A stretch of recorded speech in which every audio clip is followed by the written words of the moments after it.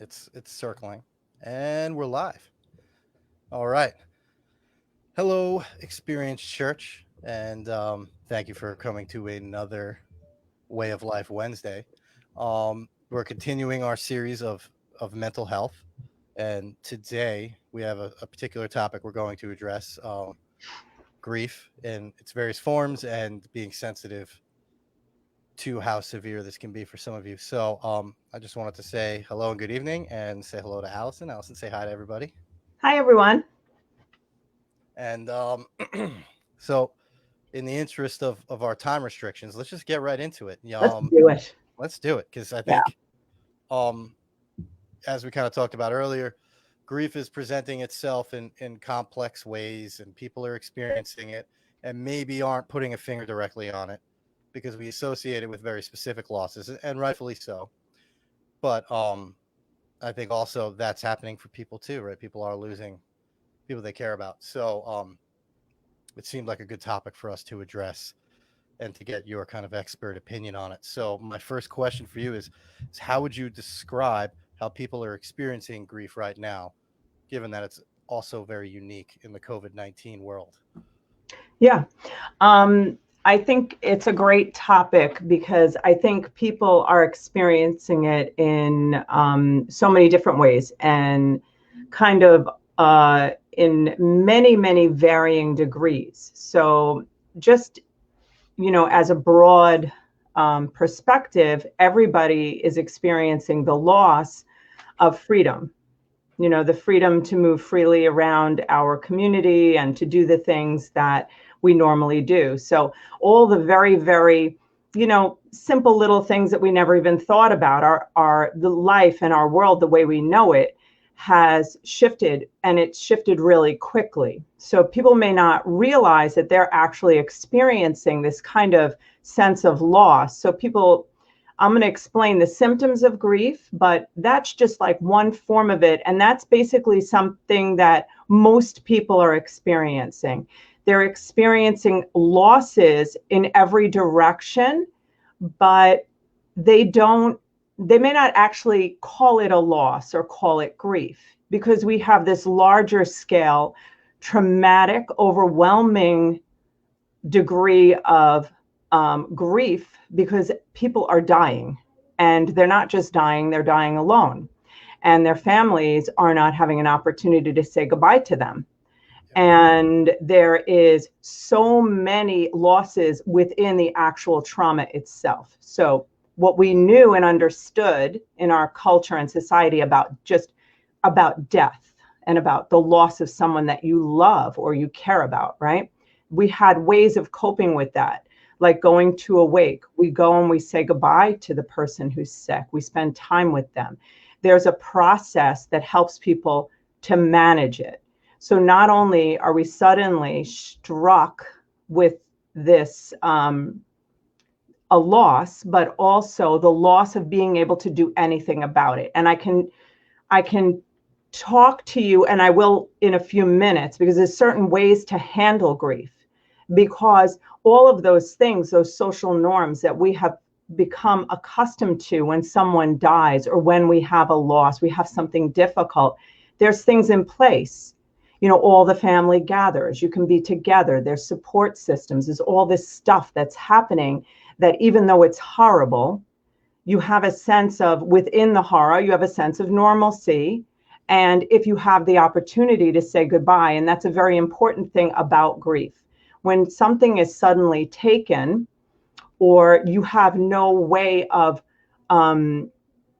like reaching out. There's a definition of grief, and it's not what you're not going to Google it and find this definition, but it's wanting to reach out that one more time to that person, thing, situation, whatever that is, having one more opportunity to hear a voice, to say what you had to say. But one of the things about grief or the loss of a person is that it's kind of like having words that you need to say stuck. Love, it's like having love stuck.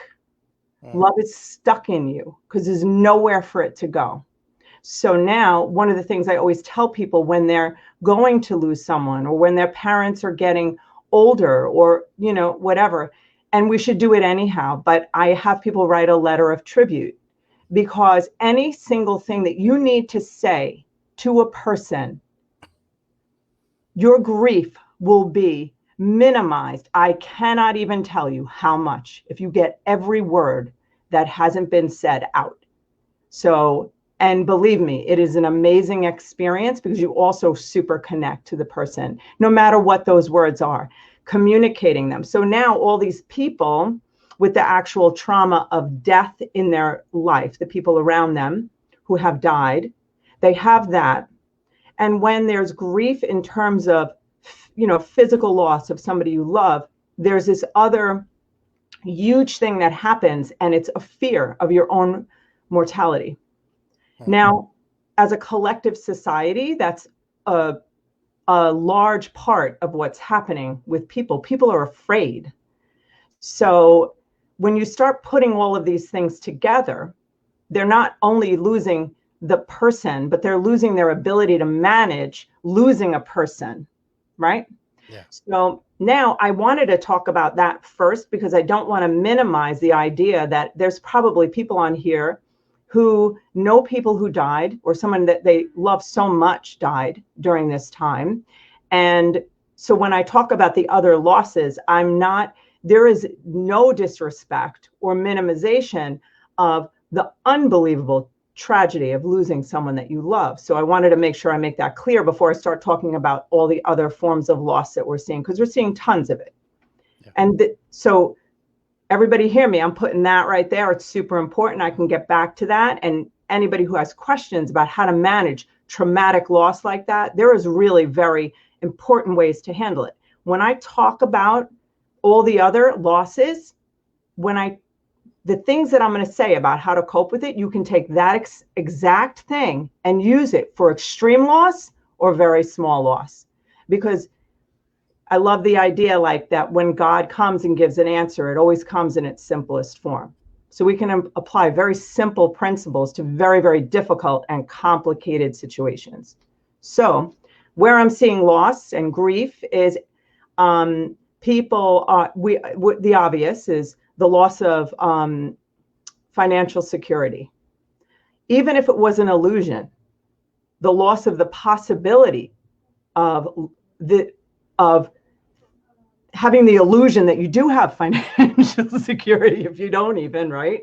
And then there is so much, there's so much loss in terms of knowing what the future holds, which is also an illusion. So when people are experiencing these losses in every direction, losses of being able to, sound so silly as I say it like this, but it's not silly, because the things that we just naturally just depended on, just silly little things, whatever, getting your hair cut, going, if you you need to go to a doctor or go to a dentist, all these things that we have positioned in our society that make us feel safe, make us feel just normal, we don't have them anymore. So if the main thing that happens is that when we don't have a foundational principle inside of us, a core belief that it is well with my soul, that no matter what happens around me, and I don't mean this in a flippant way to minimize anybody's pain, but that we need to get there, because if we can get there, there's no safer place than in the center of God's will. And in that shalom, it is well with my soul. No matter what happens, no matter how much I love you, no matter how much I love, my hairdresser or whatever it is, I'm okay, right? So, and even if tragedy comes in every direction, when we become centered in that, we feel better. I went way over my question. No, you didn't. Because it's just bringing us to the next question. Yeah, for me, which is I slipped into the next one. That's fine, right? We're talking. So the question is what are some of the ways we could expect to experience this, right? Like call them symptoms if you want, call them worldviews, call them anything, I mean, I think there's a myriad of ways this is going to affect us individually. So yeah. So in terms of grief, when you literally lose a person, somebody who tragically dies, someone, if people lost people to COVID or not, any type of grief like that, there's some pretty, I'm going to tell you those things first, because, I want to all honor and respect to that grief. So basically, the first thing is an utter shock. Even if you know the person's sick, and even if you know they're about to take their last breath, even all of that. But now you have minus any contact with them, because if they are in the hospital. So the utter shock. And there's a physiological thing that happens when you hear that someone has died. It's actually, you can feel it in your body. It's like anybody who's done it, Ryan, you know what I'm talking about, right? That yep, shock's the word. It's like I couldn't even put a word to it. It feels like a part of you's just flown off the earth, like you're not as grounded on the earth somehow. But so there's a shock, and what happens with that shock is that there is this kind of disbelief, and what literally has to happen in your body is you literally have to reorient. And your body, your brain, you're trying to compute life and the moment without that person. And it is, you go between total panic, like you want to almost shake it off of you. No, I can't think of it, to denial, because your brain, your body just can't take the enormity of what you've just heard. So there's that. So you can expect that and not be frightened by it. That's an important thing to remember. Whatever we are feeling, we're going to move through it. It's not always going to be the same way. You're going to want to know why. You're going to feel angry.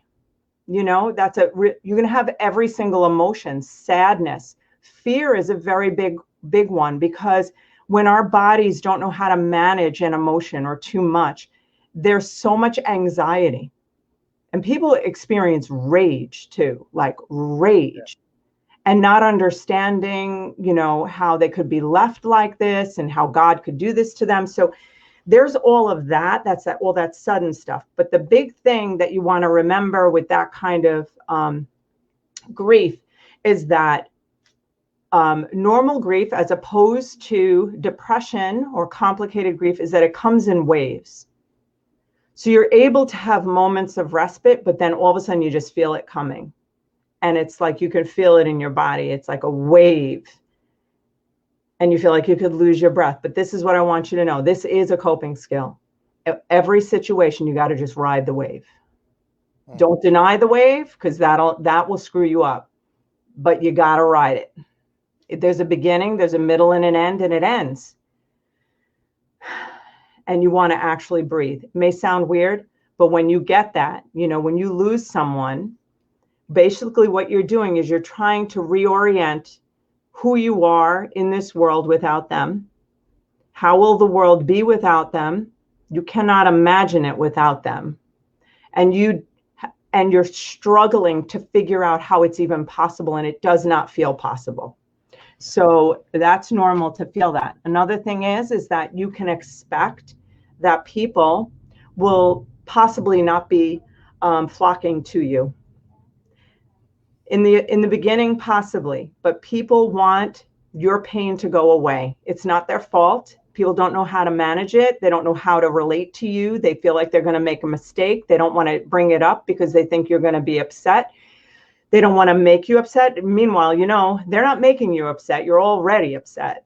So what ends up happening is that also, and the person who's grieving usually doesn't want to, they want to, for other people, they want to feel better quickly, so that other people, because they feel awkward with other people's awkwardness. So there's this whole thing where isolation can happen. So I'm letting you know this in advance, or if it's happening to you, it's not because people are horrible and they don't care. It's because they don't know what to do. Yeah. Okay. So the thing now with all the other varying things that happen, throughout with this whole process, with the pandemic. Basically, one of the biggest losses we all have, every one of us, is we do not know what the future holds, and we never did, by the way. But so that is a loss for us, our comfort in understanding how society will behave. So we don't know that now. And go ahead, Ryan. Well, because there was a point you made too, and this question came to mind. There was one that Ray had also interjected here that we had spoken about, and it's the loss in relation to other people. Societally speaking, we have a built-in system for that to happen, right? People can come to the wakes and the funerals, and Yes. so I think it's a decent point to kind of address that. Obviously it's challenging, but I do believe that closure is possible despite not having our normal grieving structure that, again, societally we all kind of adhere to. Yeah. And I was wondering if you could relate that to the isolation, right? Because now here's a place where we can go and people literally line up to pay their respects to us and the person we've lost. And without that, I'm wondering your thoughts on that too. And so for those of us too that are caring about people who are experiencing that, and maybe there's ways we could step into that. Yeah. Well, yeah, I can tell you that. Basically, what I love/hate about this time is that I feel like this is a time that is creative resilience. It's a time that we are all learning. God is giving us an opportunity to learn new ways to handle things, new ways to manage things and to manage things more organically. So in our society, we had all these things that helped. And typically with a wake or all of that stuff, everybody flocks. They're present for 2 weeks and then they're gone. That's the norm. I'm not saying for in all cases, but life goes on for everyone else, but it doesn't for that one person who lost whoever. So the way to manage it, and I think for any kind of loss that anybody's having, loss of a job, people are having situations where they're having conflict in their relationships and actually having losses in their relationships because they're all home and the stress is so high. So they're losing connections, right?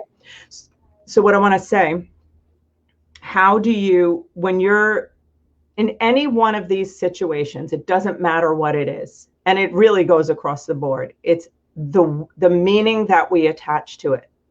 So the meaning that we attach to being home and having this isolated experience and grief, if we do things, we purposefully, everything intentionally, if we intentionally say, this is the way that God is allowing me to experience this loss in my life. What is the best way that between me, I'm going to develop a relationship with myself and with God that teaches me how to find it is well with my soul in my darkest times. Because people help us to some degree doing that, but ultimately we have to be able to get that inside anyhow, right? The support of people around is awesome, but ultimately, ultimately we are internal, we're alone. Sorry, hate to break it to us all, but we kind of are. And so now I have a lot of things. I think that there's something about,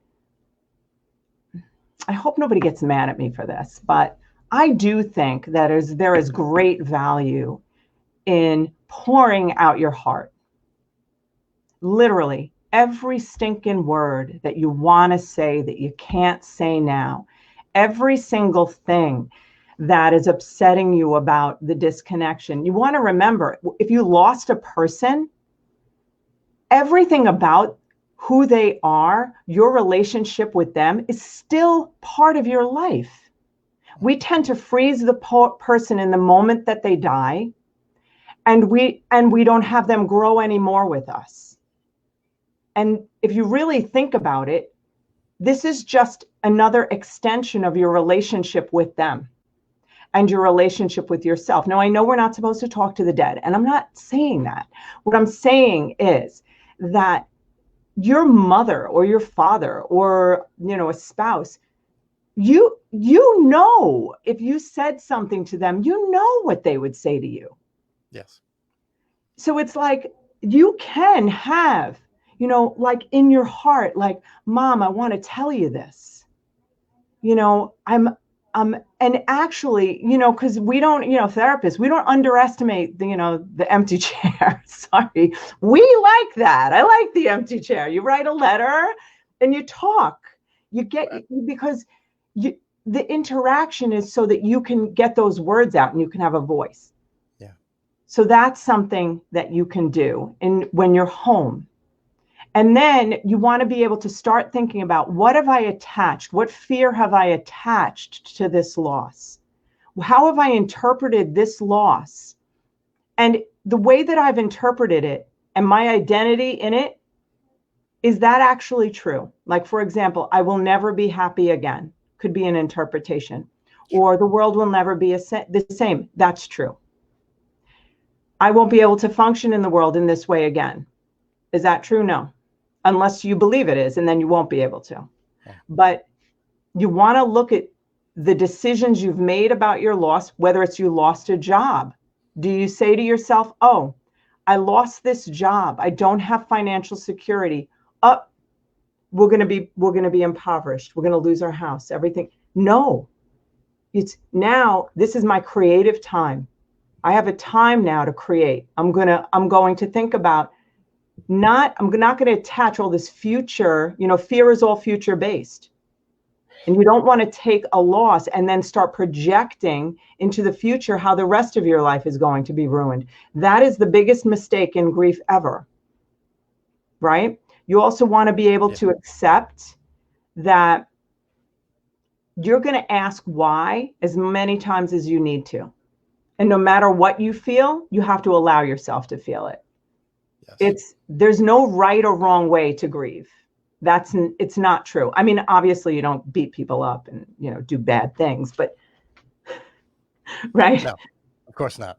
But am I answering your question? You are. I could just go. Yeah. Well, and then you're dovetailing into the next one, which is, okay. Good coping skills, strategies, right? So you talked about a letter, right? And us therapists liking to use that empty chair. I know in my life, I still have the 2 letters I had to write, saved on my phone, from 5-6 years ago, something like that. And I'll read them again. So, because I understand that grief is, it's like an annual flower, right? It comes up in different places, different expectations. Sure, the sting dulls, but there's always another reminder as we move on through life. So we have this acute experience, and that's being affected by COVID. We have all that stuff. And I think the mistake is to think that everything is now changed in how we know how to approach grief, but it's the same, right? Like the strategies are going to work across the board. So let's you're already talking about some of them. So I just like to continue with that, like some of the strategies that we talked about, one being a letter, and I know there's more. So yeah, there is. The first thing is you want to allow yourself, like I was saying, to feel whatever comes up, but not very often, whatever we're experiencing, whether it be a tragedy or any other kind of loss, our core beliefs or our thought distortions or, any other stuff that we have inside, that grief, we will process it through whatever issues we have as well. So you want to remember that you don't want to use any negative default mechanisms to deal with this. So like, for example, if you're crying and you can't stop crying, or if you're afraid and all the whatever, you're angry, if you start saying things like, what's wrong with me?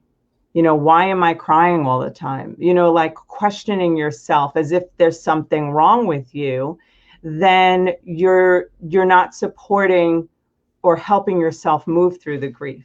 The way a supportive friend would be like, hopefully you have these friends that anything goes, basically, especially, it's like, it's not that we have an emotion and a feeling, a meaning attached to the experience. We want to be able to understand, see what we're feeling and not be critical of ourselves, but at the same time, be able to ask ourselves good questions like, I'm believing that these things are happening to me, and if I'm projecting all this negativity into my future, like I said before, you want to ask the question, is this actually true? So a coping skill, let me back up. So a coping skill would be, you want to know what your perspective is. So that's a number one thing. Obviously in a trauma, it's a little bit different, but if you have all these other different losses, you really want to have a real inventory. You want to do a body check on what is my perspective on this thing that I am, that I've lost, that I'm afraid of, right? So you want to know your perspective, because if your perspective is, I'm never going to have anything good again, you want to know what that is, because those are core beliefs that are not actually true. The other thing is, you never want to judge yourself, okay, no matter what, because in these isolated times, this sounds like really like cheeky. I really don't care, because I believe in this 100%. You got to be your own best friend. You have to be. Because like wherever you are, if the person that you're with is you, obviously, if you're grieving or you're afraid or you're having any kind of loss, what would a best friend say? And to me, I actually will say things like that to myself. I will say, like, I'll want to criticize myself, and I'll be like, wait, like, oh, and then I'm like, Allie, you got this. You're good at this. You can do this. This, you always do a good job at this. Like, I will talk to myself like I'm my friend. And if you can consciously do that, it sounds weird, but if you're crying and you're scared and you don't know what to do, rise up that part of you that knows the truth.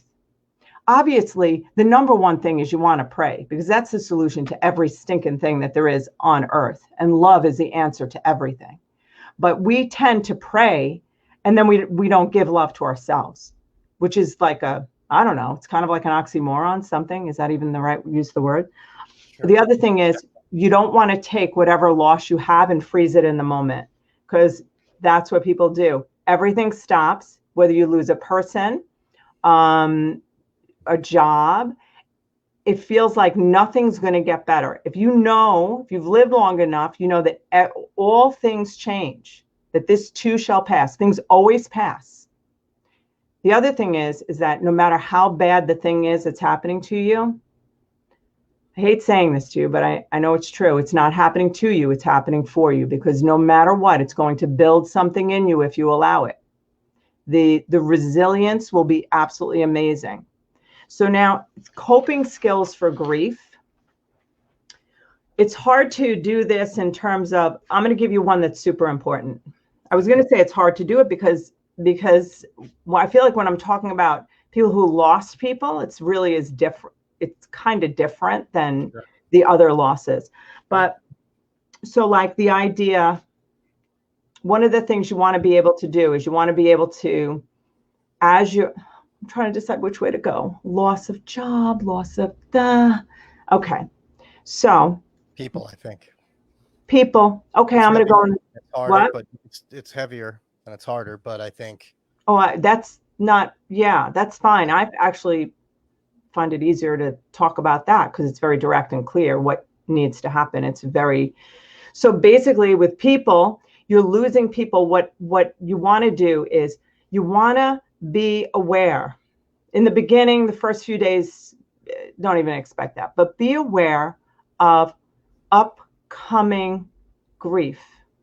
So like there's going to be triggers. There's going to be grief triggers. So like if you know a birthday is around the corner, you don't want the day to come and you be shocked by it.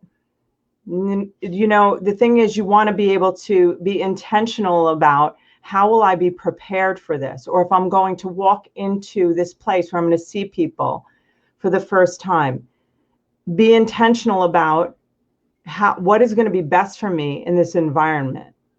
I think it's very important to be to accept help at this time. That's number one. You want to be able to accept help.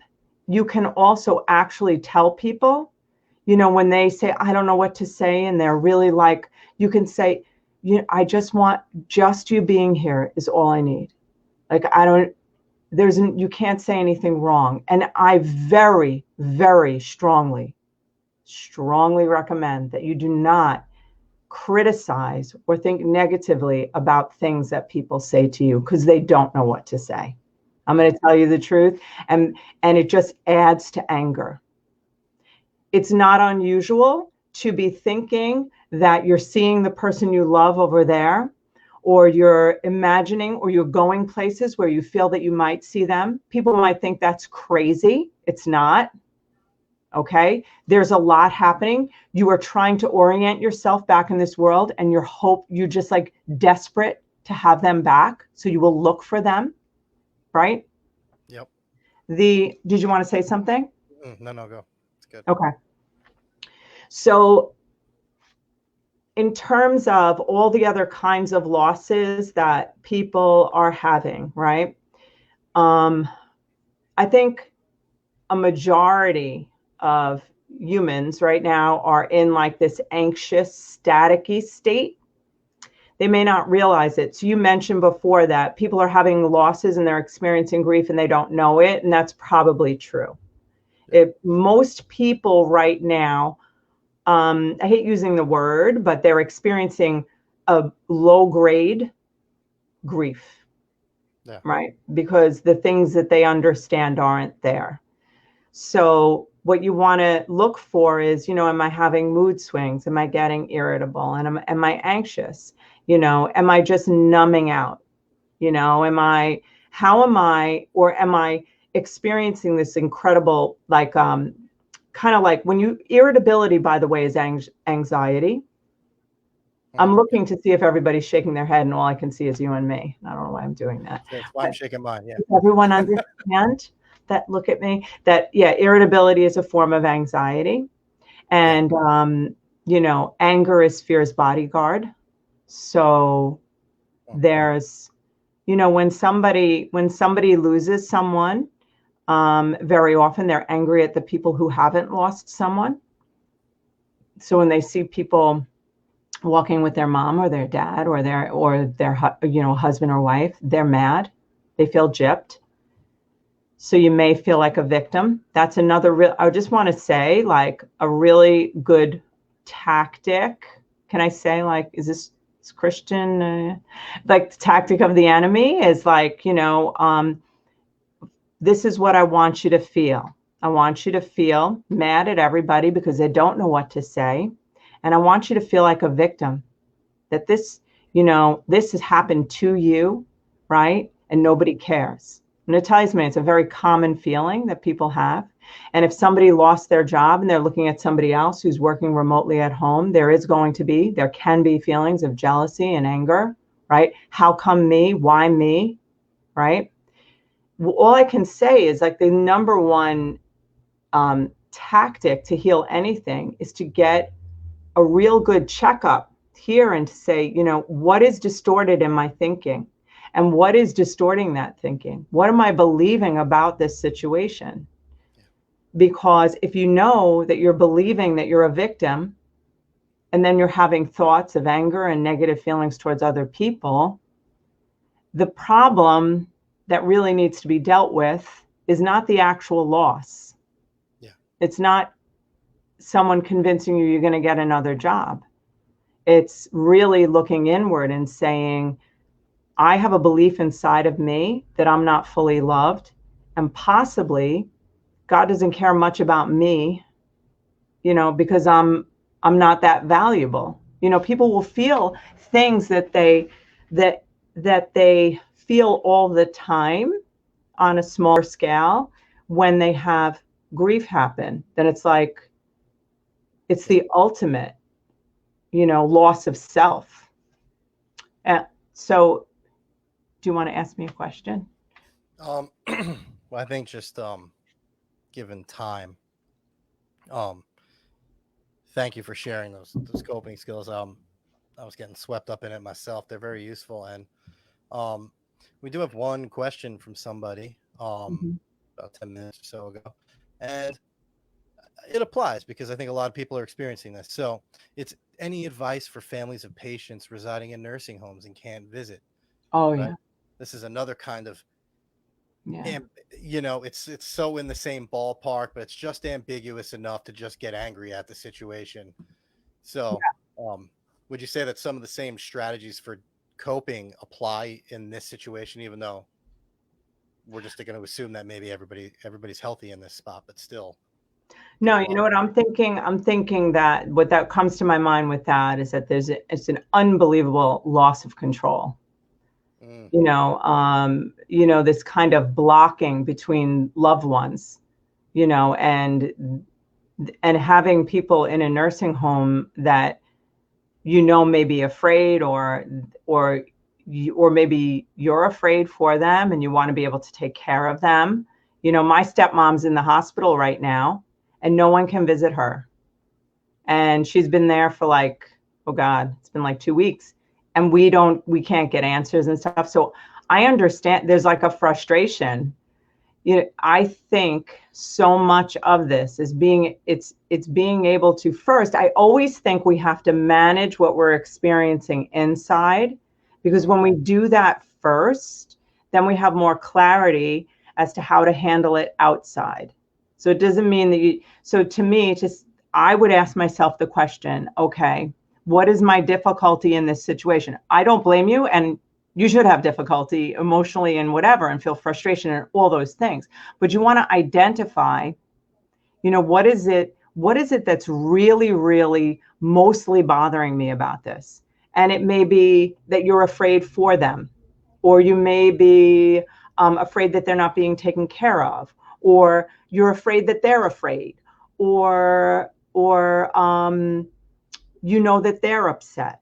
Whatever this, you want to identify what it is that's really upsetting you. Or I feel super frustrated because I can't get to them. And when I feel frustrated, it's hard for me to trust someone else to do it. So now, any one of those things I just said, once you know what it is, there's always a solution every freaking time, no matter what it is. So if I say, okay, I feel so frustrated, I don't trust that there's somebody there to take care of them.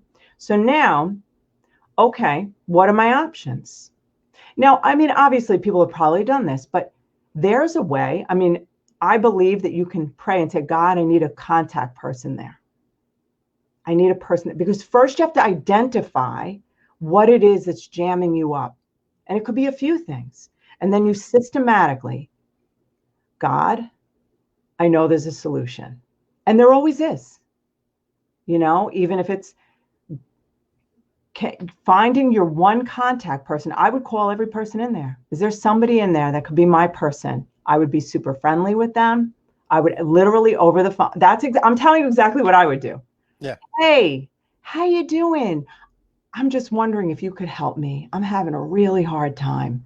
People, especially nurses, I'm going to break it to you, they're codependent. Not all of them, but no, there's probably nurses out there getting mad at me. But no, but like, they love to help. I shouldn't have said that. Take it back. But There's they servants. love to help. Hmm. So if you tell them I need help, you can get access in a different kind of way. But you want to first process what you feel, then think about what would be a great way for me to overcome that barrier, right? Yeah, Did I answer the question? It's weird when the person's not in front of me. I know. I know. Well, yeah, you lose all this back and forth, but you did for me, right? Because and I hope so for Carrie Ann as well, because I think, again, the frustrating but always true is in every situation we have to go inside first, Always. and we always have to get ourselves there. And what I do like about it is that, when we accept Jesus, he does promise that he's going to be residing inside with us. So it's not Mm-hmm. just yourself you're Mm-hmm. tapping into, right? You're not only trying to tap, it's not a vain or No. an egotistical thing. You're going inside and you're trying to partner up, with Mm-hmm. the person who redeemed your life, who promises you eternal life. And so it makes all the sense in the world to go back, but we want to go forth with all of it behind us, So even in the solution you gave, which is just one example, had you gone into, say, we go into that with all of the frustration, Oh well, yeah. we might not find a willing participant for us. But Yeah. if we go in there understanding what our initial drive and what our problem is here. So yeah, you beautifully Can I answered the just say question. one thing? Yeah. Because it could apply to anything. This is just one example, but that, for example, like let's say this idea of going in, and it's an excellent point. Anytime we just want to know what's happening, right? Yeah. And obviously, like God Almighty, we always go to him, because without him, I don't know what we would do. But basically, if you go inward and you say, I am so frustrated right now, I want to just I cannot believe I can't get through those doors. Like, let's say that's the feeling. You want to just go in and say, what is it about this? Like, what is it about? Do I feel this way a lot when I can't, access something? And you want to find out, because God is like a chess player. He's doing so many things at once. So during this really difficult time, iron sharpens iron, so shall man sharpen man. It's almost like these like difficulties. You want to help join God in flushing out whatever our own stuff is in it. Yeah. To me, that's like, are you kidding me? I can't see my mother. Are you out of your mind? Do you know who I am? Like, that is my issue right there. I would be like, no, and that is not necessarily that would be something I would have to heal from. Always being like that, get in my way. I'm not saying that about you, Carrie Ann, at all. I swear. There's revelations in all of it. And so Alison, thank you so much for sharing just and the unique perspective you have with us. And for those that are going to view this after, I know last time I said put any questions in there, and then I realized I'm not going to be looking at the old post. So my email is here and it's going to show up here. So please, if you're watching this and you do have a question, or if you're going through something on there, a resource, yes, my work email is there. If anybody needs anything, please email me. We are positioned to help in whatever way we can. And I just want to tell people to listen to our podcast. Yes, and this is listen to our podcast of what we do on our podcast called Alison Answers, where we dive deep into stuff for hours in some of these episodes. And I mean, I love doing it, and I know you do too. And so again, we have one with Mike Mazzata on it. Yeah, that's true. And we just we thank Ray for giving us this opportunity, and we thank you guys for listening with us. And so yeah, again, it's our prayer that you would not be conformed to this world, but that you be transformed by the renewal of your mind. And I hope you all have a wonderful Wednesday, and we will see you next week. Bye, guys. Thanks for listening.